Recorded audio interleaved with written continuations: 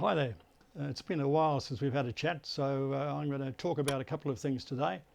The first one I have here is an M1895 Boer Mauser rifle, as we've discussed before, in 7x57mm caliber.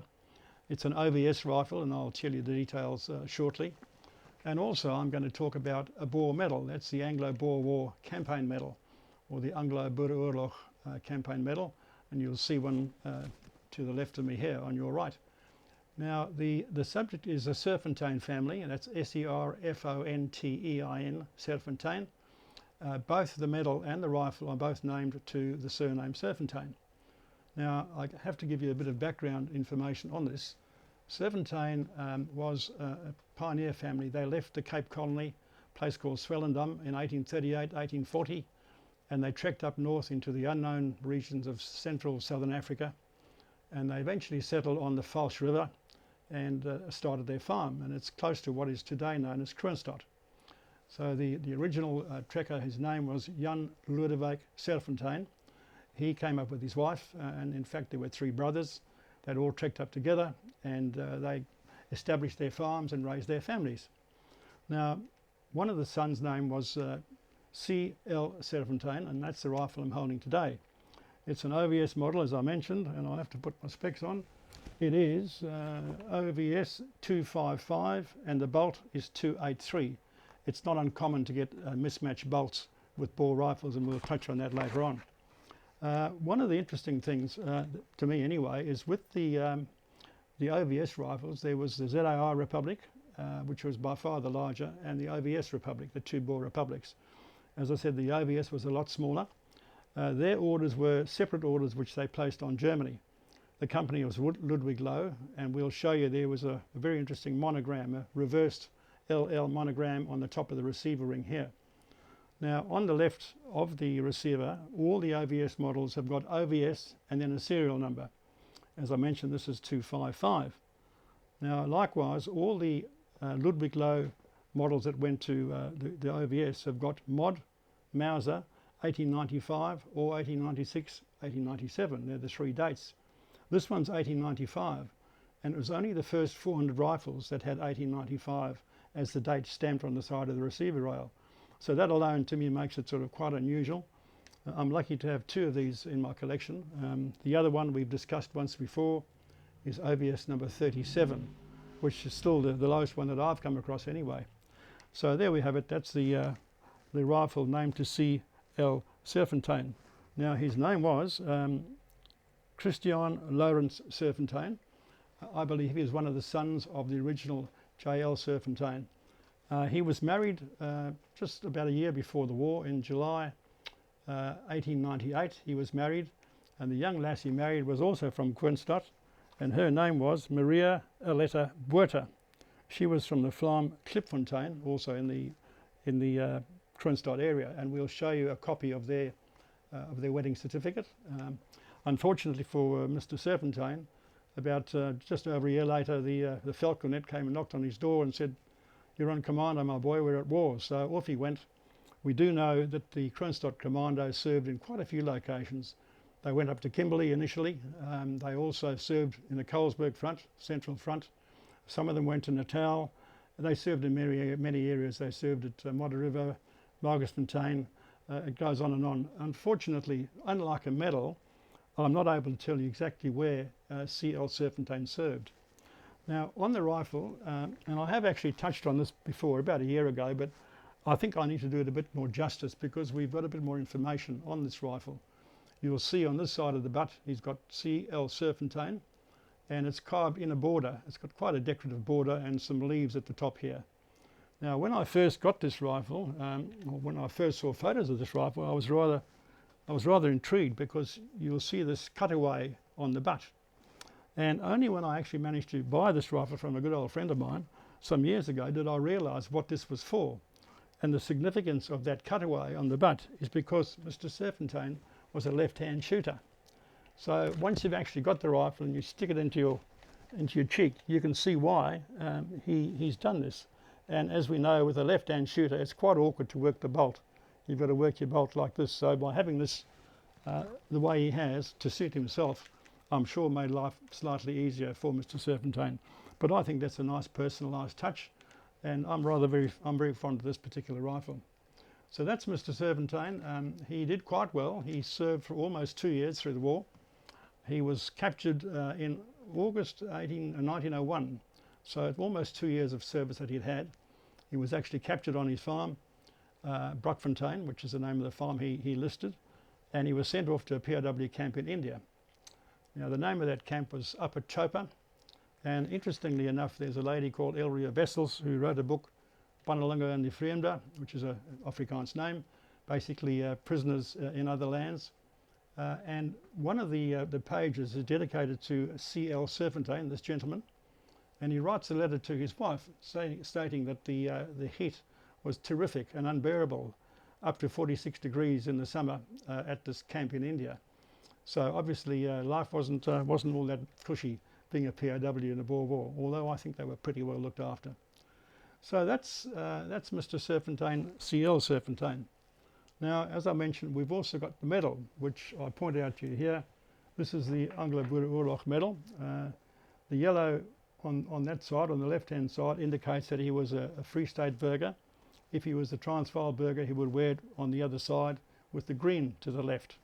So the yellow of the ribbon is on the left, and the OVS coat of arms is on the obverse of the medal if it's worn by an Orange Free State burgher. Now, Mr. Serfontein, the rank he has on his medal is an artillerist. So he was actually a member of the OVS Oranje Vrystaat Artillery Corps. Now, I mentioned before there was the ZAR, which is the far bigger republic. They both had a standing artillery unit. The ZAR had the Staats Artillery, and they had about 733 members on the books by the time war broke out in October 1899, whereas the Orange Free State, the Vrystaat Artillery, only had about 470, I think it was, members as opposed to 733. So those are men that were listed on the books, not counting reservists. So this fellow was an artillerist. That particular corps were very lucky in as much as they had a highly efficient Prussian officer as their commanding officer, and his name was Major F. Albrecht. As I said, he was a Prussian soldier. He served in the Franco-Prussian War, and he came out to South Africa in 1879. He was commissioned to run the OVS Artillery Corps, and by Jove, he did a really good job. He knocked them into shape. He ordered modern Krupp guns from Germany. He got a very, very professional outfit going. By the time war broke out in 1899, they were highly trained, highly disciplined, and very efficient. As I said, this artillerist Serfontein, J.L. Serfontein, his name was Jan Lodewijk Serfontein, exactly the same name as the original settler who came up in 1838, 1840. So he was obviously named after his great-grandfather. Now, interestingly enough, with the medals, as opposed to the rifles, there's an application form called a Form B. You can still get those for, I think, 95% of the burghers who claimed their medals. There were only about 13,800 Boers who ever claimed the medal. But on the application form, the burgher, or in this case the artillerist, had to write down the names of the officers he served under and also list the battles that he served in. It's very interesting to see what is written on this J.L. Serfontein's medal list. He's written down, first of all, Kimberley. So when war broke out, Major Albrecht, with some of his artillery corps, went straight from Bloemfontein up to Kimberley, where they invested Kimberley. Both the Boers from the Transvaal, or the ZAR, and the OVS surrounded Kimberley and laid siege. Albrecht was certainly there, opening up on Kimberley with his Krupp guns.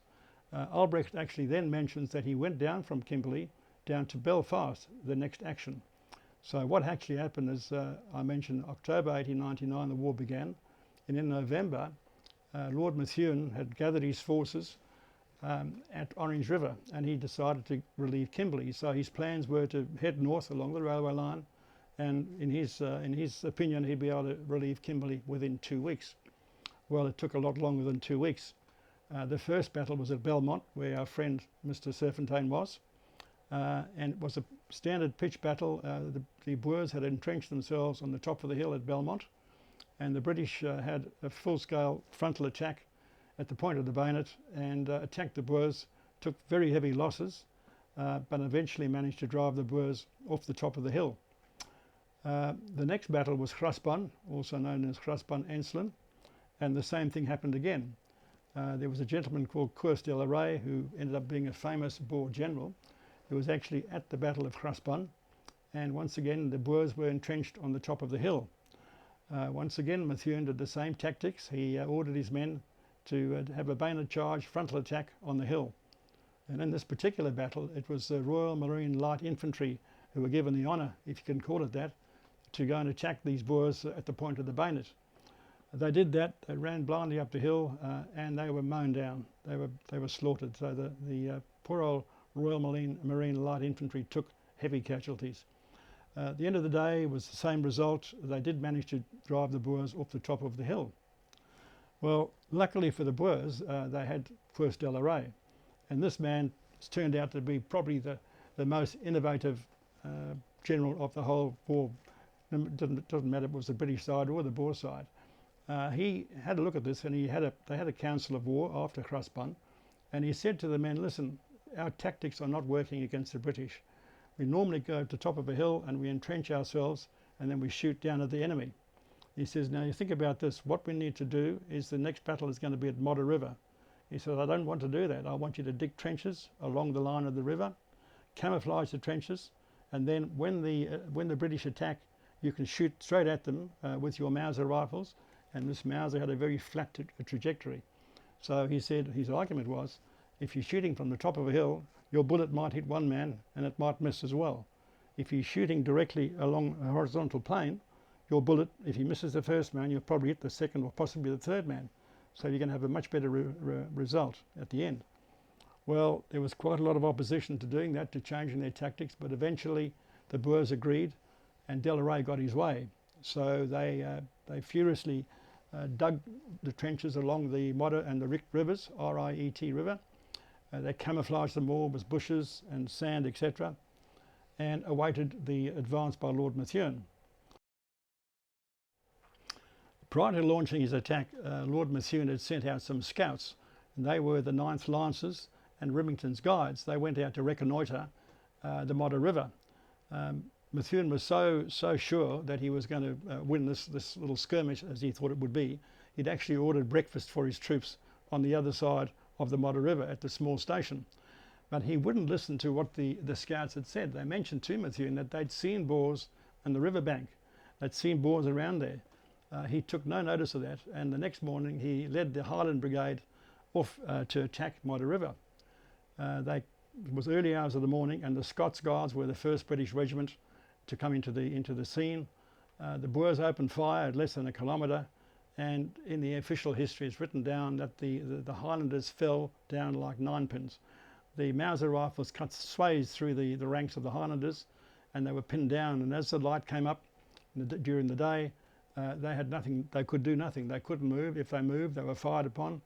If they tried to lift their head to fire back, the Boer snipers would have a go at them. Throughout the day they were plagued by both thirst and also ants. They disturbed ants, and they were being bitten by ants. So they were lying prone in this battlefield, and the African sun was blazing down on these poor Highlanders, and in actual fact the backs of their legs, of their knees, were exposed because of their kilts. So the African sun burnt them, so they were actually blood red by the end of the day. So they had that to contend with as well. But towards the end of the day, luckily for the British, there was one unit on the extreme left flank of the British position, a bunch of Highlanders who saw a weakness in the Boer line, and they actually went forward and crossed a little ford on the Modder River, and in so doing they managed to attack the Boer right flank. So the Boers were actually in a threatened position. The British had crept up, and they were actually on the extreme right flank of the Boers and also behind some of the trenches on the Modder River. So this really rattled the Boers. Luckily the Boers managed to rally, and they held the Highlanders there until such time as darkness fell. Well, both sides sort of retired as darkness fell, but the Boers had a council of war. Now poor old Koos de la Rey, his son, one son, was killed during the Battle of Modder River, and he was obviously very upset. He'd said to the men, don't leave your positions. This is a good strong position. Stay here and you can attack the British tomorrow because they'll come again. Well, unfortunately the Boers, I think very unwisely, decided to move. So they just up sticks left the positions at the Modder River and retired back to Margersfontein, which was closer to Kimberley, where they were going to, they'd planned to dig trenches at the bottom of the Margersfontein koppies. But that's another battle to talk about. Getting back to our friend artillerist J.L. Serfontein, the next battle that he mentions after Modder River is Paardeberg. Now, obviously, he didn't take part in Margersfontein battle for some reason, but he went back down to reinforce Cronje.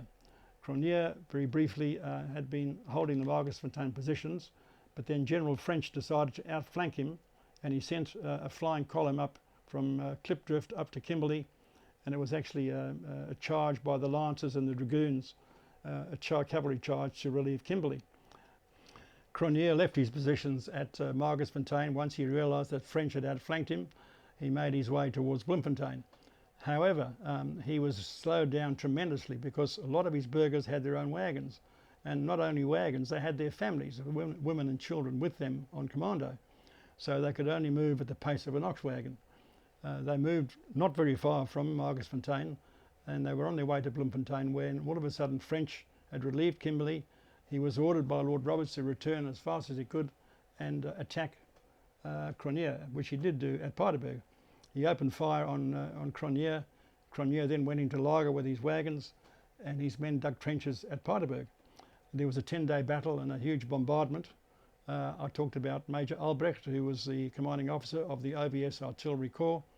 He very gallantly fired his guns until the last 10 days, until everything was lost. However, some men managed to get away from Paardeberg.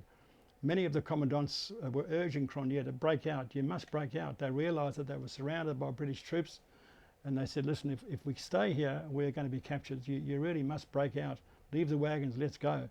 Well, some men did go, but the majority didn't. So on the 27th of February 1900, General Piet Cronje, the Boer general, surrendered with almost 4,000 of his burghers. Now, the next thing we know about Serfontein, artillerist Serfontein, is that he surrendered at Bloemfontein. So, as I said, he'd got away from Paardeberg somehow and made his way back to Bloemfontein. When Lord Roberts got to Bloemfontein, they didn't open fire, but the Boers decided not to have their city shelled. They sent out the mayor and a few important people of the town, and they handed over the keys of the city. So Lord Roberts entered Bloemfontein on the 13th of March 1900, and at that stage, the very next day, he issued a proclamation, and that was the oath of neutrality. He said to the Boers, listen, we've captured your city, your capital of the Free State, hand in your rifle and we'll give you a note. You can go back to your farms and live in peace. You've lost the war, you've lost your capital, now's the time to surrender. Well, many Boers did that, many Boers did that.